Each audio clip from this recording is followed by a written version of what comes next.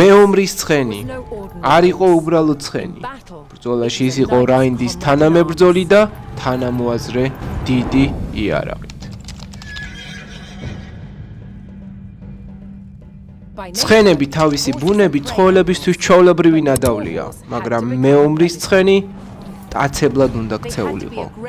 ისინი უნდა ყოფილიყვნენ აგრესიული და უშიშარნი მტრის რიგების გასატეხად და მათ გზაზე მდგომის გადასათელად.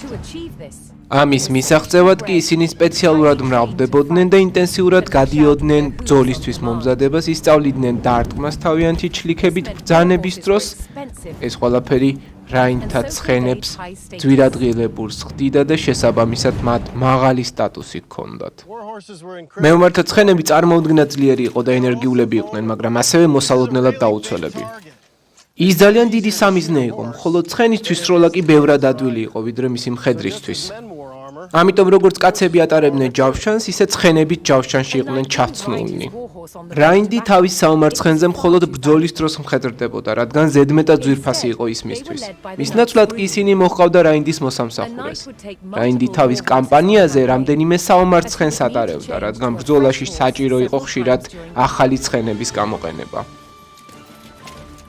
როდესაც რაინდი, მისი ცხენი და იარაღი აღჭურვილნი იყვნენ, ისინი გადაიქცეოდნენ მეტად სასტიკ საბრძოლო იარაღად. მძიმე და გრძელი ცხენოსანთა შუბი, რომელსაც ჰქონდა პატარა რკალი, რომელსაც გრაპერი ერქვა, რაინდის ხელზე მაგრდებოდა და იარაღის უკუსვლის თავიდან ასარიდებლად გამოიყენებოდა.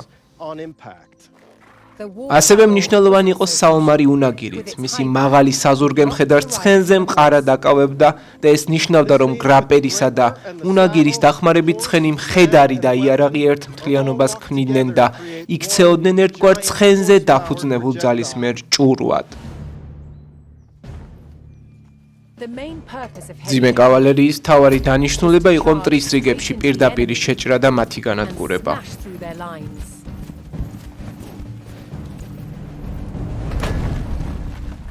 შეჯახების ტაქტიკით ისინი მტრის რიგებს შიშის მომგვრელი ძალით ეჯახებოდნენ, ამისთვის საჭირო იყო გამორჩეული გამბედაობისა და ძალის მქონე ცხენები.